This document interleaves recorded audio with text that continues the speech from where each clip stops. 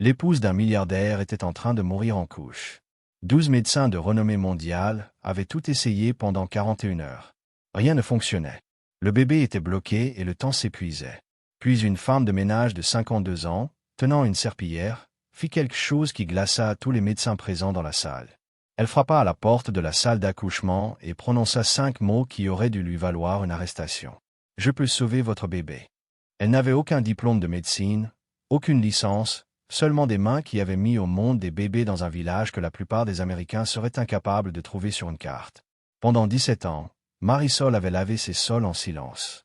Mais sa grand-mère lui avait enseigné des secrets que la faculté de médecine de Harvard n'avait jamais appris. Des techniques transmises depuis cette génération capable de retourner un bébé sans chirurgie. Le milliardaire faillit la jeter dehors. Sa femme était à quelques minutes d'une opération d'urgence qui pouvait la tuer. Sortez d'ici immédiatement. Pourquoi ferait-on confiance à une femme de ménage plutôt qu'à 12 médecins de l'Ivy League? C'est inadmissible. Attendez, donnez-lui une chance. Quoi? Pourquoi? Mais Cassandra Whitfield regarda Marisol dans les yeux, et y vit quelque chose que les spécialistes hors de prix n'avaient pas. La certitude. Laissez-la essayer, murmura Cassandra. Marisol avait 5 minutes. Si elle échouait, elle perdrait tout. Son travail, peut-être même sa liberté. Si elle réussissait, elle prouverait que la femme que tout le monde ignorait en savait davantage que les experts auxquels tout le monde faisait confiance. Elle posa ses mains calleuses, usées par les produits de nettoyage, sur le ventre de l'épouse du milliardaire, et ce qui se produisit durant les 10 minutes suivantes ferait d'elle soit une héroïne, soit une femme complètement détruite. Le rythme cardiaque du bébé chutait. Les médecins préparaient la salle d'opération, et Marisol commença à faire quelque chose qu'aucun d'entre eux n'avait jamais vu auparavant. Restez avec moi, parce que ce qui va suivre vous fera remettre en question tout ce que vous pensiez savoir sur les personnes qui méritent d'être écoutées. 3 heures plus tôt, Marisol n'était qu'une simple agente d'entretien, invisible, ignorée, tenant une serpillière au lieu de mettre des bébés au monde. Mais elle écoutait, et ce qu'elle entendit derrière la porte de cette salle d'accouchement glaça son sang. Depuis 3 heures, elle écoutait derrière cette porte, non pas par curiosité, mais parce que quelque chose au fond d'elle lui disait d'être attentive. Elle entendait les médecins enchaîner leurs protocoles, percevait le désespoir croissant dans leur voix, entendait les cris de Cassandra passer de puissants à faibles, de déterminés à briser. Et Marisol savait, avec la certitude née de 14 accouchements réalisés dans son village avant même ses 20 ans, exactement quel était le problème. Le bébé était en position postérieure, le visage tourné vers le haut au lieu du bas, bloqué contre la colonne vertébrale de sa mère dans une position qu'aucune technologie médicale américaine ne pouvait corriger, mais que la grand-mère de Marisol aurait pu arranger en 10 minutes avec seulement des mains expertes et un savoir ancestral transmis depuis cette génération de sages-femmes. Marisol regarda la porte, puis l'agent de sécurité faisant sa ronde, puis son reflet sur le sol brillant de l'hôpital. Elle pensa à ce qui arriverait si elle se trompait. Elle perdrait son travail, c'était certain, serait probablement expulsée du pays, et risquerait même des poursuites pour exercice illégal de la médecine. Puis elle pensa à ce qui arriverait si elle avait raison et ne faisait rien. Un bébé mourrait, peut-être la mère aussi, et Marisol porterait ce poids jusqu'à la fin de sa vie.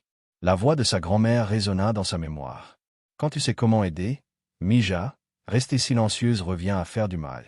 Marisol posa sa serpillière, lissa ses vieux vêtements de travail délavés, puis frappa à la porte de la salle d'accouchement. Que risqueriez-vous pour sauver 2 vies quand le monde entier vous considère comme une personne sans importance ni qualification pour essayer? Marisol avait appris à être invisible bien avant de traverser la frontière. C'était une compétence de survie développée durant son enfance dans un village si pauvre qu'être remarqué signifiait parfois devenir une cible. Quand on grandit dans un endroit où les ressources sont rares et le désespoir omniprésent, on apprend vite que la manière la plus sûre d'exister consiste à prendre le moins de place possible, à traverser le monde comme de la fumée, à respirer comme un secret, à devenir si parfaitement oubliable que les puissants n'aient jamais à se rappeler que vous avez besoin de choses qu'ils refusent de partager. Elle était arrivée à New York 17 ans plus tôt avec seulement $200 cousus dans la doublure de son manteau et l'adresse d'une cousine qui lui avait promis un endroit où dormir. Cette cousine avait déménagé 2 mois avant son arrivée sans laisser d'adresse. Marisol avait passé sa première semaine en Amérique à dormir dans le sous-sol d'une église, à manger du pain distribué par des associations, et à se demander si elle n'avait pas commis une terrible erreur. Le travail à Manhattan Memorial avait été un miracle. Ou du moins, c'est ainsi que l'agence d'emploi l'avait présenté. Femme de ménage de nuit, salaire minimum, aucun avantage social. Mais c'était un emploi légal avec un vrai salaire. Et après 6 mois, il l'avait même aidé à obtenir un permis de travail. Marisol leur en avait été reconnaissante. Tellement reconnaissante qu'elle ne s'était jamais plainte des toilettes qu'elle récurait, des vomissures qu'elle nettoyait, ni de la manière dont médecins et infirmières regardaient à travers elle comme si elle était faite de verre. Pourtant, Marisol possédait quelque chose que ces médecins n'avaient pas. Elle portait en elle le savoir de cette génération de sages-femmes salvadoriennes. Des femmes qui avaient fait naître des bébés avec seulement leurs mains, leur sagesse et leur refus absolu de laisser mourir des mères quand il existait encore une chance de les sauver. Sa grand-mère, Abuela, avait été la principale accoucheuse du village pendant 40 ans. Elle avait aidé plus de 600 bébés à venir au monde, n'en avait perdu que 3, et ses pertes l'avaient hantée jusqu'à son dernier souffle. Si vous êtes déjà captivé par l'histoire de Marisol, vous ne voudrez surtout pas manquer la suite. Abonnez-vous maintenant et activez les notifications pour ne rien rater de cet incroyable parcours. Abuela avait commencé à enseigner à Marisol lorsqu'elle n'avait que 8 ans. Non pas parce que Marisol l'avait demandé, mais parce qu'un matin, la vieille femme avait regardé sa petite fille et déclaré « Tu as les mains qu'il faut. Je le vois. Le savoir est dans tes doigts. » Marisol n'avait compris ce que cela signifiait qu'à son premier accouchement, lorsqu'elle avait 12 ans et qu'une voisine était entrée en travail à 2 heures du matin sans avoir le temps de rejoindre la clinique de la ville voisine. Abuela avait emmené Marisol avec elle, avait posé ses petites mains sur le ventre de la femme en travail, et lui avait appris à sentir des choses invisibles. La position du bébé, la force des contractions, le moment où il fallait intervenir, et celui où seule la patience était nécessaire. À 16 ans, Marisol assistait déjà seule à des accouchements. À 18 ans, elle s'était forgé une réputation. Des femmes demandaient expressément sa présence, marchaient pendant des heures pour que ce soit Marisol qui accueille leur bébé. Elle avait aidé des jumeaux à naître sous une tempête avec pour seule lumière une lampe à kérosène.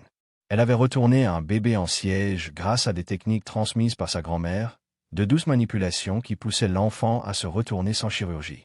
Elle avait sauvé une mère victime d'une hémorragie grâce à des herbes et des points de pression que les médecins américains auraient qualifiés de superstition. Puis la violence était arrivée dans son village.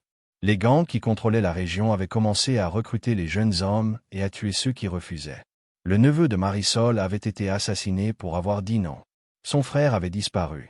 Sa belle-sœur avait reçu des menaces, et Marisol avait pris la décision la plus difficile de sa vie. Elle avait laissé derrière elle tout ce qu'elle connaissait, tous ceux qu'elle aimait, ainsi que cette vocation sacrée qui avait donné un sens à son existence, pour venir dans un pays où son savoir ne valait rien et où son expérience comptait moins que 0. Pendant 17 ans, elle avait été femme de ménage. Pendant 17 ans, elle avait lavé les sols, vidé les poubelles et nettoyé les toilettes pendant que des médecins qui ignoraient la moitié de ce qu'elle savait sur l'accouchement passaient devant elle sans un regard. Elle avait fini par accepter cette situation, ou du moins essayer de s'en convaincre. C'était le prix de la sécurité, de la survie, de l'argent envoyé au pays pour nourrir sa famille. Mais ce soir-là, debout devant la porte de cette salle d'accouchement, écoutant une femme hurler tandis que les médecins débattaient et que les machines lançaient leurs alarmes, Marisol sentit quelque chose se fissurer dans sa poitrine. La partie d'elle qui avait été sage-femme, guérisseuse, femme comprenant la naissance comme un musicien comprend une symphonie, cette partie refusait désormais de se taire. Cette histoire est sur le point de prendre un tournant qui vous coupera le souffle. Assurez-vous d'être abonné pour suivre chaque rebondissement. Cliquez sur le bouton d'abonnement maintenant. Le bébé de Whitfield faisait parler tout l'hôpital depuis des mois. Preston Whitfield était l'un de ces milliardaires de la tech dont le nom apparaissait constamment dans les gros titres accompagnés de mots comme visionnaire, révolutionnaire et génie. Il avait créé un empire des réseaux sociaux depuis sa chambre d'étudiant, l'avait revendu pour 18 milliards de dollars, puis utilisé cette fortune pour lancer une douzaine d'autres entreprises valant plus que certains petits pays. Son épouse Cassandra était une ancienne mannequin devenue philanthrope, le genre de femme apparaissant dans Vogue vêtue de haute couture lors de galas caritatifs. Ils vivaient dans un penthouse présenté dans Architectural Digest, passaient leurs vacances sur une île privée et traversaient le monde avec la certitude absolue que l'argent pouvait résoudre n'importe quel problème. La grossesse avait été compliquée dès le début. Cassandra avait 43 ans, ce que les obstétriciens considéraient comme un âge maternel avancé, et il s'agissait de leur premier enfant biologique après des années de traitement contre l'infertilité. Ils avaient engagé les meilleurs médecins, suivi tous les protocoles et épargné aucune dépense. La chambre du bébé dans leur penthouse avait été conçue par un décorateur célèbre et remplie de meubles artisanaux biologiques, coûtant plus cher que le salaire annuel de Marisol. Lorsque Cassandra était entrée en travail 2 jours plus tôt, Preston avait organisé son accouchement dans la suite de maternité de luxe de l'hôpital, un espace ressemblant davantage à un hôtel 5 étoiles qu'à un établissement médical. Il avait réuni une équipe de rêve composée d'obstétriciens spécialisés dans les grossesses à haut risque.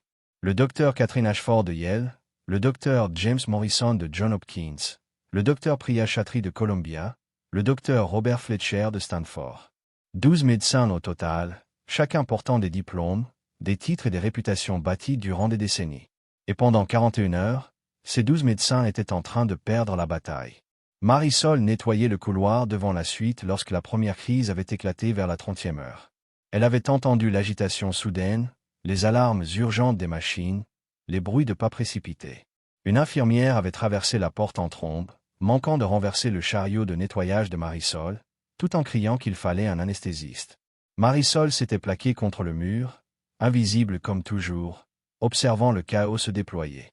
Au cours des 11 heures suivantes, elle avait compris peu à peu la situation grâce aux conversations entendues au passage et aux expressions de plus en plus désespérées du personnel médical entrant et sortant de la suite. Le bébé était bloqué. Chaque fois que Cassandra poussait, le rythme cardiaque du bébé chutait dangereusement. Les médecins avaient tout essayé. Changement de position, manipulation manuelle, médicaments pour renforcer les contractions, médicaments pour détendre le col de l'utérus. Rien ne fonctionnait. À présent, il parlait d'une césarienne, mais il y avait des complications. La tension artérielle de Cassandra était dangereusement élevée. Elle avait déjà perdu plus de sang qu'il n'était sécuritaire d'en perdre. Son corps était tellement épuisé par ce travail interminable que l'opération représentait un risque majeur. L'anesthésiste s'inquiétait de son état cardiaque. L'équipe chirurgicale débattait encore pour savoir s'il fallait utiliser une anesthésie générale ou tenter de la garder consciente. Marisol avait écouté tout cela et savait, avec cette certitude profonde qui naît après avoir aidé des centaines de bébés à venir au monde, exactement quel était le problème. Elle l'avait compris dans la description de la position du bébé, dans le schéma des ralentissements du rythme cardiaque, dans la façon dont les médecins parlaient de la douleur de Cassandra irradiant dans le bas de son dos jusque dans ses jambes. Présentation postérieure. Le bébé avait le visage tourné vers le haut, sa colonne contre celle de sa mère, essayant de traverser le bassin selon un angle qui rendait la descente presque impossible. C'était un problème courant, et Abuela lui avait appris à Marisol à le corriger lorsqu'elle avait 13 ans. On ne lutte pas contre le bébé, expliquait-lui. On danse avec lui. Tu trouves le rythme des contractions. Tu sens où se trouvent ses épaules et tu le guides. Doucement, doucement, comme si tu convainquais une fleur de s'ouvrir. La force ne fera qu'aggraver les choses. La patience et des mains expertes remettront tout en ordre. Les médecins présents dans cette salle travaillaient à partir de manuels et de protocoles. Ils regardaient des chiffres sur des écrans, des mesures d'échographie, des données provenant des moniteurs, mais ils ne pouvaient pas sentir ce que Marisol aurait senti si on l'avait autorisé à poser ses mains sur le ventre de Cassandra. Ils ne pouvaient pas percevoir la position exacte du bébé. Ils ne pouvaient pas sentir les mouvements subtils indiquant le moment où l'enfant était prêt à se retourner. Ils ne pouvaient pas transmettre avec leurs mains ce que leur machine était incapable de voir. Et le bébé manquait de temps. Marisol frappa à la porte de la salle d'accouchement. C'était un coup timide. Pas le coup assuré de quelqu'un à sa place ici, mais le tapotement hésitant d'une femme consciente de franchir une limite interdite. La porte s'ouvrit légèrement. Une infirmière apparut, le visage épuisé et tendu. « Oui. Désolé de vous déranger, » dit Marisol dans son anglais appliqué. Son accent qu'elle n'avait jamais totalement réussi à effacer rendait ses mots précis et mesurés. « Mais j'ai entendu que le bébé est bloqué. Je crois que je peux aider. » L'infirmière cligna des yeux. « Vous êtes la femme de ménage. » « Oui, mais dans mon pays, j'étais sage-femme. J'ai aidé beaucoup de bébés à naître, beaucoup d'accouchements difficiles. Je pense savoir ce qui ne va pas. » L'expression de l'infirmière passa de l'épuisement à l'agacement. « Madame, nous avons 12 des meilleurs obstétriciens du pays là-dedans. S'ils n'arrivent pas à résoudre le problème, je ne pense pas que... » Le bébé est en position postérieure, interrompit Marisol. Elle savait qu'elle était audacieuse. Elle savait qu'elle risquait tout. Mais la voix de sa grand-mère était plus forte que sa peur. Le visage vers le haut. La tête appuyée contre la colonne de la mère. C'est pour cela qu'elle a si mal dans le dos. C'est pour cela que le bébé ne descend pas. L'infirmière commença à refermer la porte. « Merci pour votre inquiétude, mais... Je peux retourner le bébé, » dit Marisol avec urgence. « Avec mes mains, de l'extérieur. Pas besoin de chirurgie. 10, peut-être 15 minutes. Je l'ai déjà fait beaucoup de fois. Madame, vous devez reculer et nous laisser faire notre travail. » La porte se referma au nez de Marisol. Elle resta immobile un long moment, fixant le bois lisse, sentant le poids de son insignifiance écraser ses épaules. Bien sûr qu'il ne l'avait pas écoutée. Pourquoi l'aurait-il fait? Elle n'était personne. Une femme de ménage, immigrée avec un accent et des vêtements délavés. Son savoir ne venait pas d'un diplôme d'une université prestigieuse. Son expérience n'avait jamais été validée par le système médical américain. Elle était invisible, et les gens invisibles ne sauvent pas des vies. Marisol reprit sa serpillière et commença à s'éloigner. Elle avait essayé. Elle avait parlé. C'était déjà plus que ce qu'elle faisait habituellement. Elle pouvait redevenir invisible maintenant. Retourner nettoyer les sols, se taire et accepter sa place dans ce monde. Puis elle entendit quelque chose à travers la porte fermée. Elle entendit Cassandra Whitfield hurler. Ce n'étaient plus les cris productifs d'un travail actif, mais les cris désespérés et terrifiés d'une femme poussée au-delà de ses limites. Et sous ces cris, elle entendit la voix du docteur Ashford, tendue par une panique maîtrisée. On perd les battements du cœur du bébé. Il faut passer en césarienne d'urgence maintenant. Marisol s'arrêta net. Ce qui allait se produire dans les 60 prochaines secondes allait tout changer. Si vous n'êtes pas encore abonné, vous êtes sur le point de manquer le moment le plus intense de toute cette histoire. Abonnez-vous maintenant. Marisol se retourna et frappa de nouveau à la porte. Plus fort cette fois, plus violemment. Un coup qui exigeait qu'on lui prête attention. La même infirmière ouvrit, désormais franchement furieuse. « Madame, je vais devoir appeler la sécurité si vous ne... » « Laissez-moi essayer, » dit Marisol. Et sa voix avait changé. Elle n'était plus hésitante ni apologétique. C'était la voix d'une femme qui avait aidé 14 bébés à naître avant l'âge de 20 ans. Une femme qui avait sauvé des mères et des enfants avec seulement ses mains, son savoir et sa conviction absolue qu'elle savait ce qu'elle faisait. 5 minutes, c'est tout ce que je demande. Si je ne peux pas aider, alors faites votre opération. Mais si je peux éviter à cette mère d'être ouverte, si je peux sauver ce bébé des risques d'une chirurgie, est-ce que 5 minutes ne valent pas la peine? L'infirmière allait refuser. Marisol le voyait dans son regard. Mais le docteur Ashford apparut derrière elle, et quelque chose dans l'expression du médecin fit bondir le cœur de Marisol. Ce n'était pas de la colère. C'était du désespoir. « Qu'est-ce qu'elle a dit ?» demanda le docteur Ashford. « Elle pense que le bébé est en position postérieure et qu'elle peut le retourner manuellement, » répondit l'infirmière avec un ton qui révélait clairement ce qu'elle pensait de cette idée. Le docteur Ashford observa Marisol un long moment. « Vous êtes la femme de ménage. »« Oui, mais au Salvador, j'étais sage-femme. J'ai aidé beaucoup de bébés à naître, beaucoup de présentations difficiles. Avez-vous des qualifications médicales? Une formation officielle? J'ai appris avec ma grand-mère pendant 10 ans. Elle a aidé plus de 600 bébés à venir au monde. Moi-même, j'en ai aidé plus de 100 avant de venir en Amérique. » La mâchoire du docteur Ashford se crispa. Marisol voyait le calcul derrière ses yeux. D'un côté, c'était absurde. On ne laisse pas une femme de ménage sans diplôme médical américain toucher une patiente, encore moins l'épouse d'un milliardaire au milieu d'un accouchement compliqué. De l'autre côté, il n'avait plus de solution. La césarienne comportait de sérieux risques. Et il y avait quelque chose dans les yeux de cette femme. Quelque chose de calme, certain, absolument confiant, qui réveillait chez le docteur Ashford la raison pour laquelle elle était devenue médecin autrefois. « Docteur Ashford, » dit l'infirmière, « vous n'envisagez quand même pas sérieusement.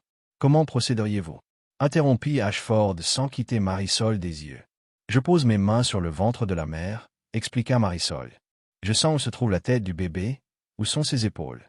Entre les contractions, quand l'utérus est souple, j'exerce une pression douce pour guider le bébé afin qu'il tourne. Cela ne fait pas mal. La mère sentira mes mains, mais ce ne sera pas douloureux. Si le bébé est prêt à tourner, il tournera. Sinon, je le saurai en 5 minutes et vous pourrez faire votre opération. » « Et si quelque chose tourne mal ?» demanda le docteur Ashford. « Rien ne tournera mal, » répondit simplement Marisol. « J'ai déjà fait cela beaucoup, beaucoup de fois. Je sais ce que je fais. » Une agitation éclata derrière le docteur Ashford. Preston Whitfield apparut. Son costume de luxe était froissé, son visage épuisé. « Qu'est-ce qui se passe? Pourquoi sommes-nous ici à discuter? Ma femme doit être opérée maintenant. » Le docteur Ashford se tourna vers lui. « Monsieur Whitfield, cette femme pense pouvoir retourner votre bébé sans chirurgie. » Preston fixa Marisol comme si elle venait d'apparaître de nulle part. « Qui est-elle? »« Je suis femme de ménage ici, » répondit Marisol. « Mais autrefois, j'étais sage-femme. »« Une femme de ménage. » La voix de Preston dégoulinait d'incrédulité. « Vous voulez que ma femme soit traitée par une femme de ménage, alors que nous avons ici 12 des meilleurs médecins du pays. Monsieur, dit prudemment le docteur Ashford, l'opération comporte des risques importants compte tenu de l'état actuel de votre épouse. S'il existe une chance de l'éviter. Non, coupa Preston sèchement. Absolument pas. Nous faisons l'opération. Je me fiche des risques. Je veux de vrais médecins pour s'occuper de ma femme. Pas une. Il s'interrompit, mais tout le monde comprit le mot qu'il avait failli prononcer. Marisol sentit le poids familier de l'invisibilité retomber sur ses épaules. Elle avait essayé. Elle avait parlé. Elle avait offert son savoir. Et comme toujours, cela n'avait pas suffi. L'homme riche avait parlé, et la parole de l'homme riche faisait loi. Puis une autre voix traversa l'attention. Faible, rauque, mais déterminée. Laissez-la essayer. Tout le monde se retourna. Cassandra Whitfield était partiellement visible à travers l'ouverture de la porte, appuyée contre des oreillers. Son visage était pâle et épuisé, ses cheveux collés de sueur, mais ses yeux restaient clairs et fixés sur Marisol. « Cassandra, tu ne comprends pas. » commença Preston. « Je comprends que je suis en travail depuis presque 2 jours, » l'interrompit Cassandra. « Je comprends que toutes les interventions de ces médecins ont échoué. Je comprends qu'une opération maintenant pourrait me tuer. Et je comprends que cette femme me regarde dans les yeux comme si elle savait réellement de quoi elle parle. » Elle se concentra sur Marisol. « Vous pensez vraiment pouvoir retourner mon bébé? » « Oui, » répondit Marisol. « J'en suis certaine. »« Alors faites-le, » murmura Cassandra. « S'il vous plaît. Je veux essayer. » Voilà. Le moment où tout bascule. Marisol est sur le point de faire quelque chose qui fera soit d'elle une héroïne, soit une femme totalement détruite. La salle d'accouchement tomba dans un silence absolu. Preston regarda sa femme, puis les médecins, puis Marisol, avant de revenir vers son épouse. Pendant un instant, Marisol pensa qu'il allait refuser, qu'il utiliserait sa richesse et son pouvoir pour écraser même la volonté de sa propre femme. Puis quelque chose changea dans son visage. Peut-être la fatigue. Peut-être le désespoir. Peut-être le fait que, pour la première fois de sa vie, il faisait face à un problème que son argent ne pouvait pas résoudre immédiatement. « 5 minutes, dit-il enfin. Vous avez 5 minutes. Si cela ne fonctionne pas, nous allons directement en chirurgie. » Le docteur Ashford hocha la tête. « D'accord. » Elle regarda Marisol. « Vous pouvez essayer, mais je surveillerai tout. Si je vois quelque chose d'inquiétant, nous arrêterons immédiatement. » Marisol entra dans la salle d'accouchement. Elle était immense, plus proche d'une suite d'hôtels de luxe que d'un espace médical. Il y avait une baignoire d'accouchement dans un coin, un fauteuil de massage, des lumières d'ambiance réglables selon les étapes du travail. Les équipements médicaux étaient ultramodernes, des machines capables de surveiller le moindre indicateur possible de santé maternelle et fœtale. Et au centre de toute cette technologie coûteuse se trouvait Cassandra Whitfield, une femme souffrante, une mère essayant désespérément de donner naissance à son enfant. Marisol s'approcha lentement du lit, ses mains sachant déjà ce qu'elles allaient devoir faire. Elle pouvait voir la forme du ventre de Cassandra, lire la position du bébé dans la manière dont l'abdomen se présentait, légèrement asymétrique, avec une zone plus dure sur le côté gauche indiquant où se trouvait le dos du bébé. « Je vais poser mes mains sur vous maintenant, » dit doucement Marisol dans son anglais accentué. « Je ne vais pas vous faire mal. Je veux seulement sentir où se trouve votre bébé. » Cassandra hocha la tête, trop épuisée pour parler. Marisol posa ses mains sur le ventre de Cassandra. Ses mains étaient rugueuses après 17 années de nettoyage, calleuses et usées par le travail. La salle d'accouchement n'avait rien à voir avec les mains lisses et gantées des médecins qui avaient examiné Cassandra jusque-là. Mais au moment où les paumes de Marisol touchèrent la peau de Cassandra, quelque chose se produisit. Sa grand-mère appelait cela le savoir. Cette connexion instantanée entre la sage-femme et la mère, entre des mains expertes et un corps en plein travail. Quand les informations circulent dans les deux sens et qu'on peut ressentir des choses qu'aucun moniteur ne peut mesurer. Elle sentit immédiatement le bébé, tête en bas. C'était une bonne chose, mais mal orienté, tourné vers l'avant au lieu d'être face à la colonne vertébrale de sa mère. Elle sentit les épaules, la courbe de la colonne, la position des membres. Elle sentit la façon dont le bébé était coincé contre le bassin, incapable de descendre parce que l'angle était mauvais. Et elle sentit autre chose.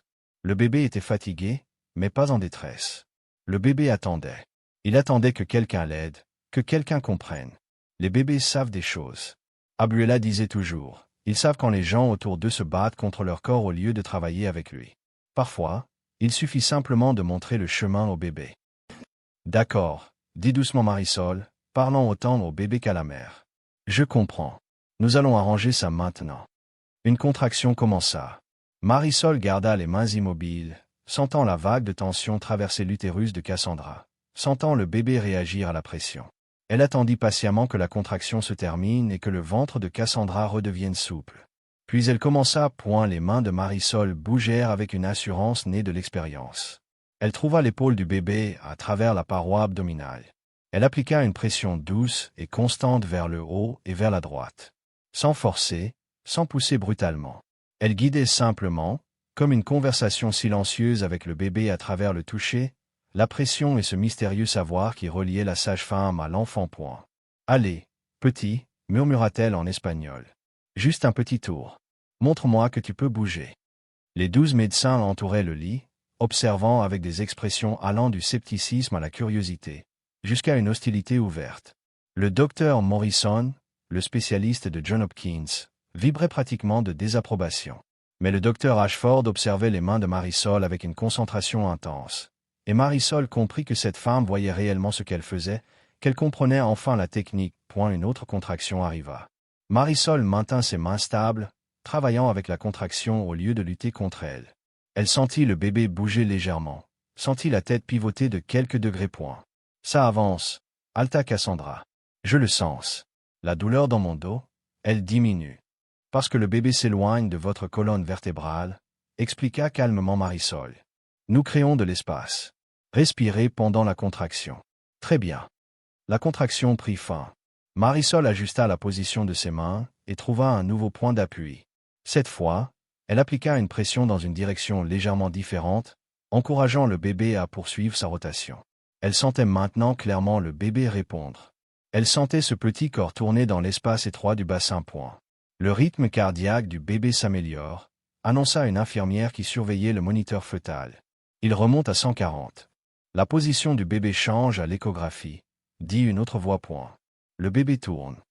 Preston Whitfield s'approcha davantage, le visage partagé entre l'incrédulité et l'espoir désespéré. Est-ce que ça marche vraiment? Oui, répondit simplement Marisol. Votre bébé tourne. Encore un petit peu. Elle travailla en silence, ses mains lisant des signaux qu'aucune des coûteuses machines présentes dans la pièce ne pouvait détecter. Elle sentit le moment où la tête du bébé franchit une zone étroite du bassin. Elle sentit les épaules se réaligner. Elle sentit tout le corps prendre la bonne position. Visage vers le bas désormais, menton rentré, prêt à descendre. Voilà, dit Marisol en retirant ses mains. C'est terminé. Le bébé est maintenant dans la bonne position. À la prochaine contraction, poussez, et ce bébé viendra au monde. Le docteur Ashford procéda rapidement à un examen interne. Ses yeux s'écarquillèrent. Dilatation complète. La tête du bébé est à +2. Présentation occipito-antérieure. Elle leva les yeux vers Marisol avec quelque chose qui ressemblait à de l'émerveillement. Vous l'avez fait. Vous avez vraiment réussi. Une contraction frappa Cassandra. Mais cette fois, c'était différent. Son corps, qui luttait depuis 41 heures, savait soudain exactement quoi faire. L'épuisement disparut, remplacé par une poussée de puissance primitive. Poussez, ordonna le docteur Ashford. Poussez maintenant. Cassandra poussa. Et cette fois, le bébé descendit. Il glissa dans le canal de naissance comme les bébés sont censés le faire lorsque tout est enfin aligné correctement. Une autre poussée. Encore un progrès énorme. Et la pièce explosa d'une excitation maîtrisée. Médecins et infirmières se positionnaient, se préparant à accueillir ce bébé qu'ils pensaient tous devoir extraire par chirurgie. Je vois la tête, s'écria le docteur Ashford. Encore une poussée, Cassandra. Une seule, et votre bébé est là. Cassandra hurla et poussa avec tout ce qui lui restait. Et soudain, de manière presque irréelle, après 42 heures de travail, après que 12 médecins eurent épuisé toutes leurs options, après qu'un milliardaire eût failli perdre tout ce qui comptait pour lui, un bébé glissa dans les mains du docteur Ashford. Le cri fut immédiat. Fort, vibrant de vie.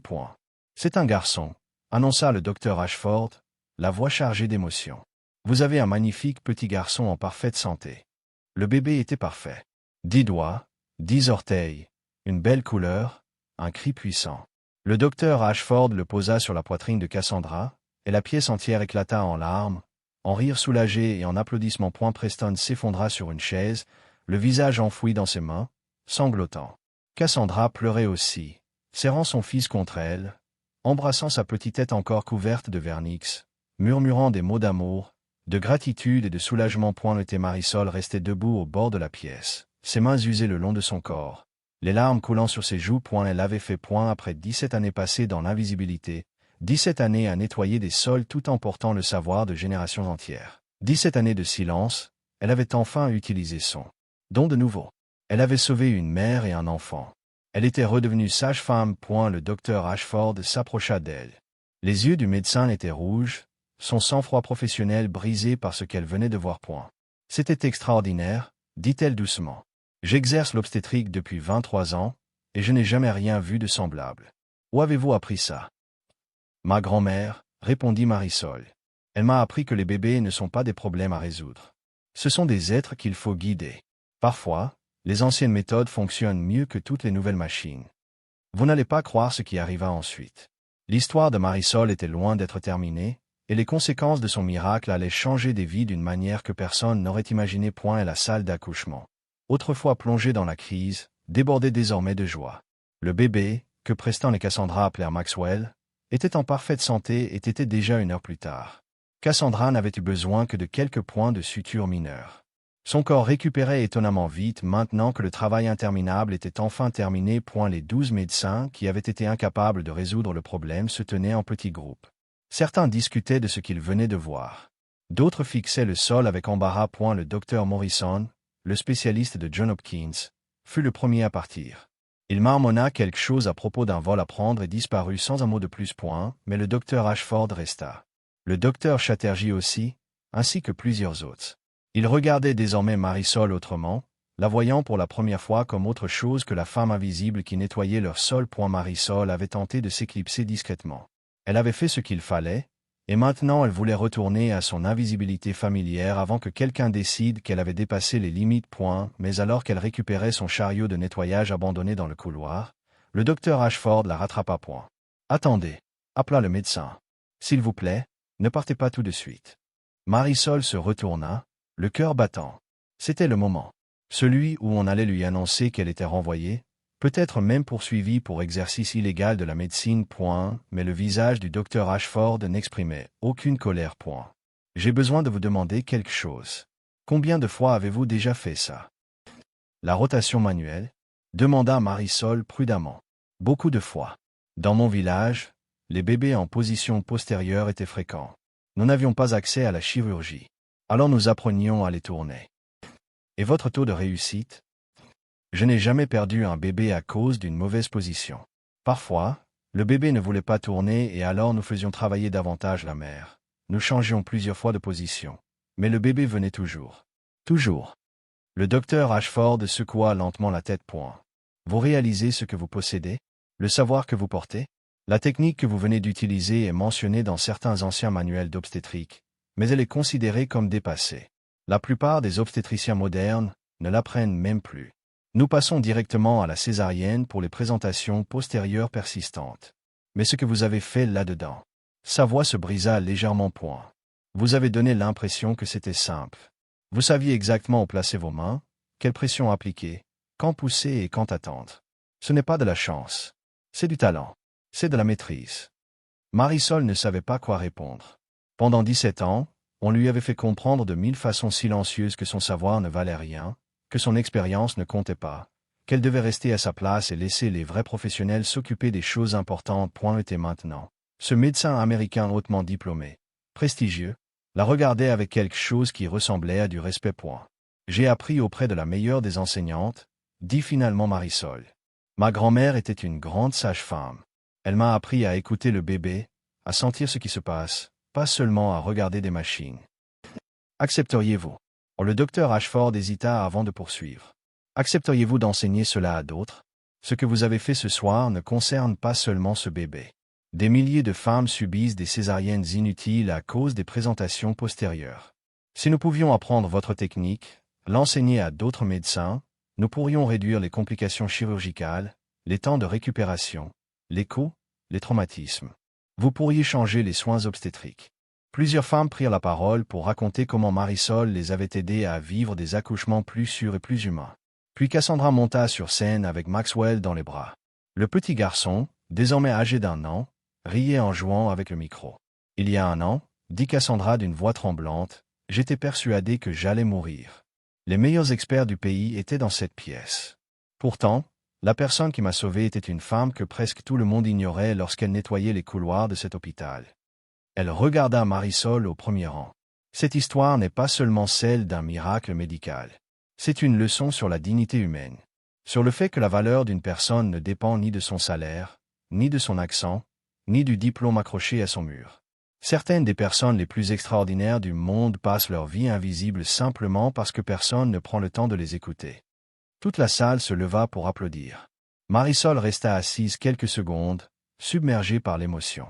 Elle pensa à son village, à sa grand-mère, aux nuits passées à aider des femmes à accoucher sous la pluie, à la lumière d'une lampe au kérosène. Elle pensa aux 17 années durant lesquelles elle avait cru avoir perdu sa vocation pour toujours. Et elle comprit enfin quelque chose. Son don n'avait jamais disparu. Le monde avait seulement mis du temps à le reconnaître. Plus tard dans la soirée, alors que les invités quittaient la cérémonie, une jeune femme s'approcha timidement de Marisol. Elle portait une blouse d'étudiante en médecine. « Madame Vasquez ?» demanda-t-elle nerveusement. « Oui. Je voulais simplement vous remercier. Avant de vous rencontrer, je pensais que la médecine concernait uniquement les protocoles et les examens. Mais vous m'avez appris que soigner quelqu'un, c'est aussi écouter, ressentir et respecter des connaissances qui ne viennent pas forcément des universités. Vous m'avez rappelé pourquoi je voulais devenir médecin. » Marisol prit doucement la main de la jeune femme. « Alors vous serez une bonne médecin, parce que les meilleurs médecins ne cessent jamais d'apprendre. » Cette nuit-là, en rentrant chez elle, Marisol s'arrêta devant le miroir de son petit appartement du Queens. Pendant des années, elle avait vu dans ce reflet une femme fatiguée, invisible, oubliée. Mais cette fois, elle vit autre chose. Elle vit la petite fille d'Abuela Lu, la sage-femme, la guérisseuse, la femme qui avait osé parler lorsque personne ne voulait l'écouter. Et pour la première fois depuis très longtemps, Marisol sourit à son propre reflet. Parce qu'elle comprenait enfin une vérité profonde. Parfois, les personnes que le monde considère comme insignifiantes portent en elles les connaissances capables de sauver des vies. Et parfois, le plus grand miracle n'est pas seulement de sauver quelqu'un. C'est de rappeler au monde qu'aucun être humain n'est réellement invisible. Cet argent n'est qu'un petit témoignage de gratitude. Mais plus important encore, je veux que vous sachiez que cette nuit-là, vous avez changé bien plus que nos vies. Vous avez changé ma façon de voir la sagesse, la connaissance et ceux qui ont le droit d'être considérés comme des experts. J'ai créé une fondation pour soutenir les accompagnants traditionnels à la naissance, financer des programmes de formation et préserver les savoirs médicaux autochtones. Je l'ai appelée la Fondation Abuela Lu, en hommage à votre grand-mère. J'espère que cela vous convient. Merci d'avoir sauvé ma famille. Merci d'avoir eu le courage de parler quand tout le monde avait abandonné. Merci de nous avoir montré que parfois, les personnes que l'on ignore sont celles qui voient le plus clairement. Avec une gratitude éternelle, Cassandra. Les yeux de Marisol se remplirent de larmes. Elle regarda le petit Maxwell, cet enfant parfait qui n'aurait jamais dû survivre, et sentit le poids de l'héritage de sa grand-mère se poser sur ses épaules. Non comme un fardeau, mais comme des ailes. Votre grand-mère serait fière de vous, dit Preston doucement. Vous avez honoré son savoir. Vous lui avez donné de l'importance. Elle me disait toujours, répondit Marisol, que la naissance est un travail sacré, que mettre des bébés au monde est la chose la plus importante que les êtres humains accomplissent. Elle disait, les sages-femmes sont les gardiennes de ce savoir sacré, et nous ne devons jamais le laisser mourir. Il ne mourra pas, assura Preston. Plus maintenant. Pas tant que des personnes comme vous continueront à le transmettre à la génération suivante. Maxwell tendit sa petite main potelée vers Marisol. Elle la prit, sentit sa poigne forte et sourit à travers ses larmes. « Oh là, Maxwell, murmura-t-elle. Sais-tu que tu es un miracle? Sais-tu que ta vie a déclenché une révolution? » L'histoire de Marisol ne s'arrête pas ici. En réalité, elle ne fait que commencer. 2 ans après cette nuit dans la salle d'accouchement, Marisol se tenait sur une scène de la faculté de médecine de l'Université Columbia.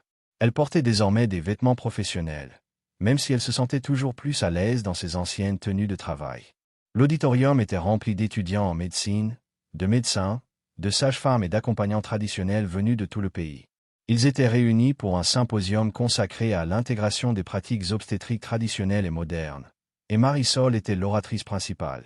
Elle n'aurait jamais imaginé se retrouver là, pauvre immigrée venue du Salvador, s'adressant à certains des professionnels de santé les plus prestigieux du pays.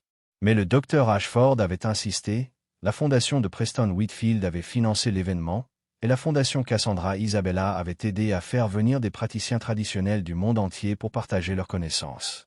Marisol s'approcha du pupitre, regarda la mère de visage devant elle et prit une profonde inspiration. « Je m'appelle Marisol Vasquez, commença-t-elle. Il y a 2 ans, j'étais femme de ménage.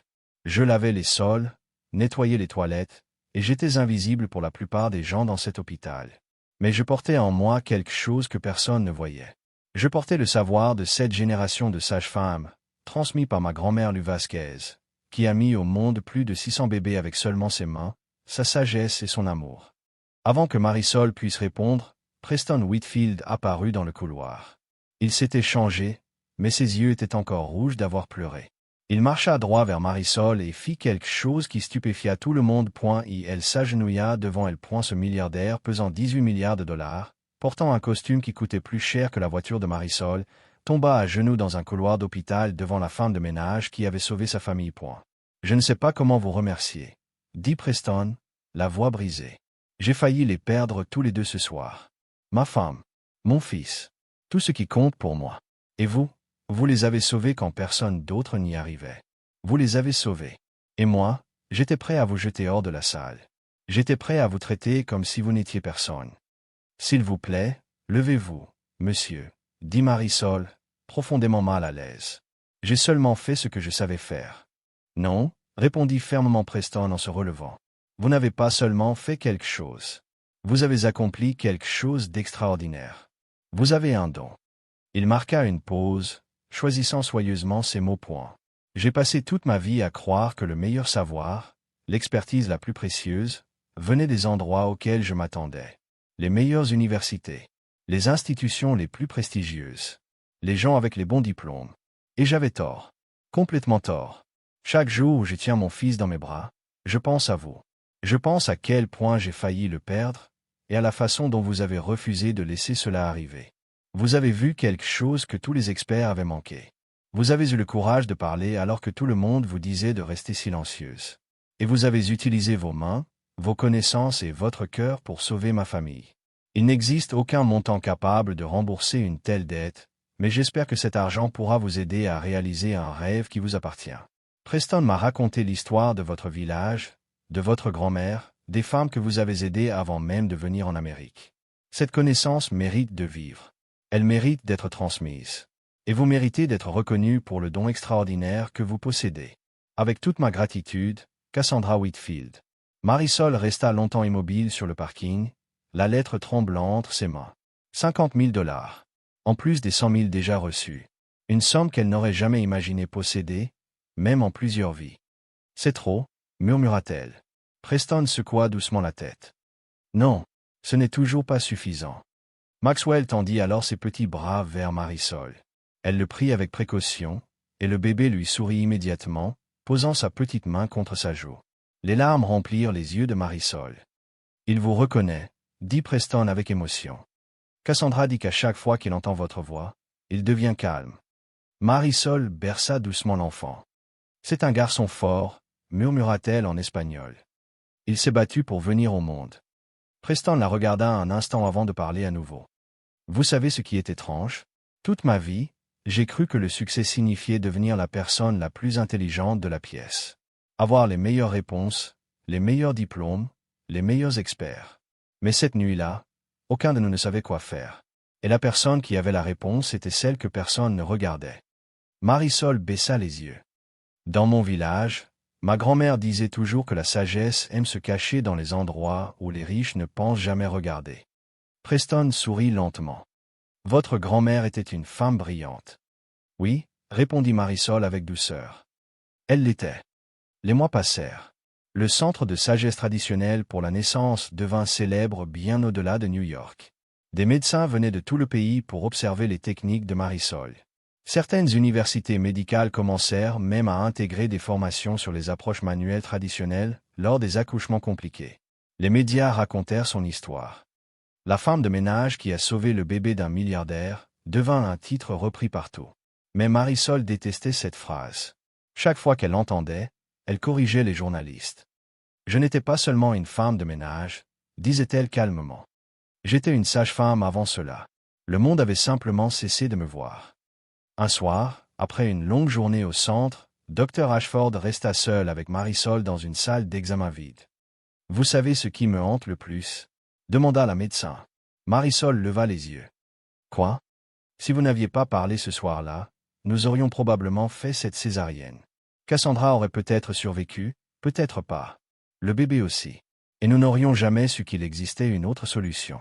Nous aurions simplement considéré cela comme un cas médical difficile parmi d'autres. » Elle secoua lentement la tête. Nous étions tellement convaincus d'avoir toutes les réponses que nous avions cessé d'écouter. Marisol réfléchit quelques secondes avant de répondre. « Les médecins savent beaucoup de choses que moi je ne saurais jamais. Vous sauvez des vies chaque jour avec des connaissances incroyables. Mais parfois, les gens oublient que le corps humain existe depuis bien plus longtemps que les hôpitaux. Certaines connaissances vivent dans les livres. D'autres vivent dans les mains. » Dr Ashford sourit doucement. « Vous devriez écrire ça quelque part. »« Non, » répondit Marisol avec un petit rire. « C'est juste quelque chose que ma grand-mère disait. » Un an après la naissance de Maxwell, Manhattan Memorial organisa une cérémonie officielle pour inaugurer une nouvelle aile du centre. Une plaque dorée fut installée à l'entrée. Centre Abuela lut pour la sagesse de la naissance intégrée. Marisol éclata en sanglots lorsqu'elle vit le nom de sa grand-mère gravé dans le métal. « Vous avez donné son nom à un bâtiment, » murmura-t-elle. Preston hocha la tête. « Parce que tout ceci a commencé avec elle. » La cérémonie attira médecins, journalistes, politiciens et familles reconnaissantes. Elle s'interrompit un instant pour retrouver son courage. « Pendant 17 ans, je suis restée silencieuse. J'ai regardé des femmes souffrir pendant l'accouchement, vu des médecins lutter contre des complications que je savais résoudre. Et je n'ai rien dit, parce que je croyais que mon savoir n'avait aucune valeur, que je n'étais personne, que les gens comme moi devaient rester invisibles et laisser les experts s'occuper des choses importantes. Puis un soir, j'ai entendu une femme hurler. J'ai entendu un bébé mourir. Et j'ai dû choisir, rester invisible et en sécurité, ou parler et tout risquer. J'ai choisi de parler. Et ce choix a changé ma vie. Mais surtout, il a lancé une conversation. Une conversation sur la valeur du savoir. Sur l'origine de l'expertise. Sur toute la sagesse que nous perdons quand nous décidons que seules certaines personnes, avec certains diplômes et venant de certains endroits, ont le droit d'être appelées expertes. Sa voix devint plus forte. Le savoir que ma grand-mère m'a transmis n'est pas de la superstition. C'est une science née de générations d'observations attentives, transmises oralement parce que notre peuple n'avait pas accès aux livres ni aux écoles. C'est réel. C'est précieux. Et cela sauve des vies. Mais ce n'est pas le seul savoir qui compte. La médecine moderne sauve des vies aussi. La technologie, la recherche et les pratiques fondées sur les preuves sont des outils puissants. La vraie question n'est pas de savoir quel savoir est meilleur. La vraie question est, comment les réunir? Comment créer un système de santé qui valorise toutes les formes d'expertise? Comment faire en sorte que, la prochaine fois qu'une femme souffre pendant son accouchement, nous ayons à disposition tous les outils possibles, traditionnels et modernes, pour l'aider? Elle regarda le docteur Ashford assise au premier rang. J'ai eu la chance de travailler avec des médecins prêts à apprendre, assez humbles pour admettre qu'ils ne savaient pas tout, assez courageux pour essayer une autre voie. Mais tous les praticiens traditionnels n'ont pas cette chance. Partout dans ce pays, partout dans le monde, il y a des femmes comme ma grand-mère qui portent un savoir capable de sauver des vies. Et personne ne les écoute. Ce symposium est un début. Les programmes que nous construisons sont un début. Mais ce n'est qu'un début. Nous avons besoin de plus d'hôpitaux prêts à ouvrir leurs portes. Nous avons besoin de plus de médecins prêts à apprendre. Nous avons besoin de plus de respect pour les savoirs traditionnels, de plus de financement pour les préserver, de plus de reconnaissance du fait que la sagesse vient de nombreuses sources. Le regard de Marisol parcourut l'auditorium. Ma grand-mère disait toujours que la naissance appartient aux femmes. Pas aux médecins, pas aux hôpitaux, pas aux institutions. La naissance appartient à la mère, au bébé et au mystère sacré de la venue d'une nouvelle vie au monde. Notre rôle, que nous soyons médecins, sages-femmes ou accompagnants traditionnels, est de servir ce processus sacré, de le soutenir, de le protéger, d'intervenir seulement lorsque c'est nécessaire et de respecter toutes les connaissances qui nous aident à bien faire ce travail. Il y a 2 ans, j'étais femme de ménage. Aujourd'hui, je suis spécialiste culturel de la naissance. J'enseigne aux médecins les techniques que ma grand-mère m'a apprises. Je participe aux accouchements difficiles. J'aide les mères à vivre les naissances qu'elles souhaitent, celles qui leur semblent justes, qu'elles impliquent toute la technologie possible, aucune technologie ou quelque chose entre les deux. Mais je reste Marisol. Je reste la fille d'immigrés. Je reste une femme qui a grandi pauvre au Salvador. Et je porte toujours le savoir de ma grand-mère. La différence, c'est qu'aujourd'hui, les gens écoutent. Elle sourit. Ma grand-mère disait, quand tu sais comment aider, Mija, rester silencieuse revient à faire du mal. Je suis restée silencieuse pendant 17 ans. Je ne me tairai plus jamais. Et j'espère qu'après ce symposium, après avoir entendu tous les praticiens extraordinaires présents aujourd'hui, aucun de vous ne restera silencieux non plus. Défendez les savoirs traditionnels. Valorisez-les. Apprenez d'eux. Intégrez-les dans votre pratique. Honorez les grands-mères, les sages-femmes et les guérisseuses qui ont appris à faire naître des bébés et à sauver des mères bien avant l'existence des écoles de médecine. Parce qu'à chaque fois que nous rejetons les savoirs traditionnels, nous perdons quelque chose de précieux. Et chaque fois que nous écoutons, que nous apprenons, que nous construisons des ponts entre différentes formes d'expertise, nous gagnons quelque chose de puissant. Merci d'avoir écouté mon histoire. Merci d'être ici. Et merci de vous soucier des naissances, des mères, des bébés et de la préservation de la sagesse qui les protège. L'auditorium éclata en applaudissements.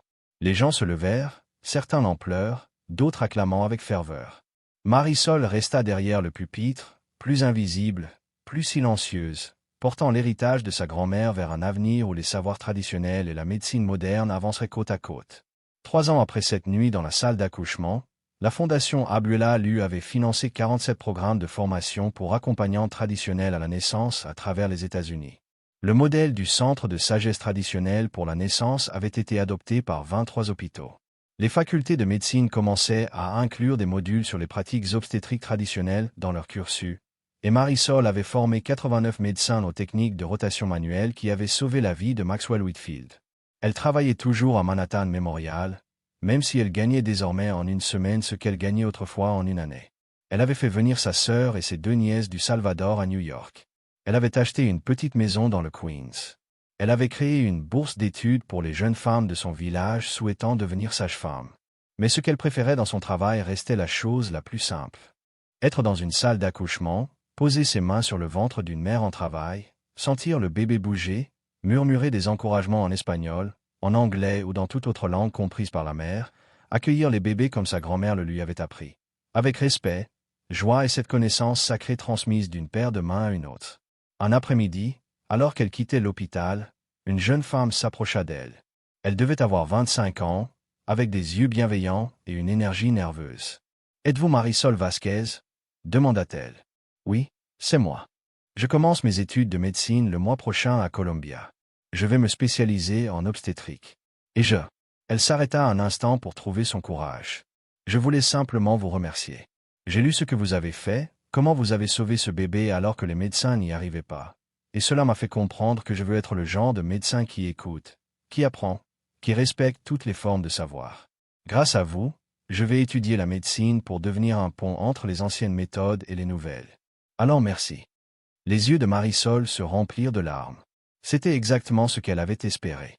Pas seulement sauver un bébé, mais changer la manière dont toute une génération de médecins pense la naissance, le savoir et la notion même d'expertise. « Comment vous appelez-vous » demanda Marisol. « Lu » répondit la jeune femme. « Ma grand-mère m'a donné ce prénom.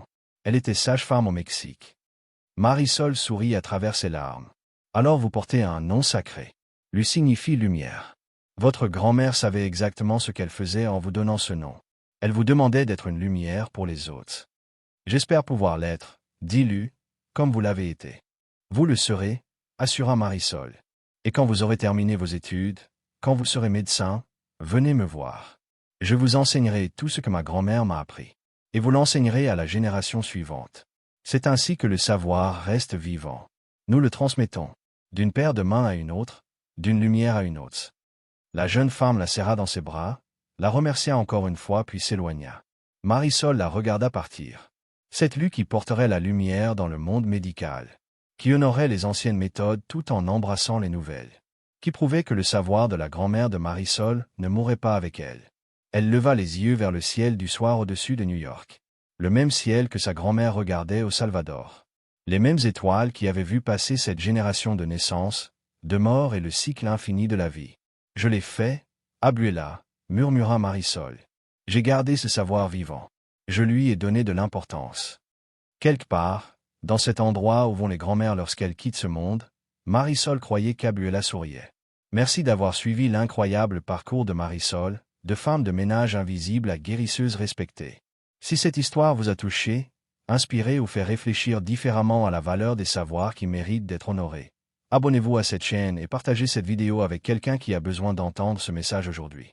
Souvenez-vous, vous n'êtes pas invisible. Vos origines ne sont pas une limite. Elles sont une fondation. Et le savoir que vous portez, la sagesse transmise par votre famille, la perspective née de votre expérience unique, le monde a besoin de tout cela.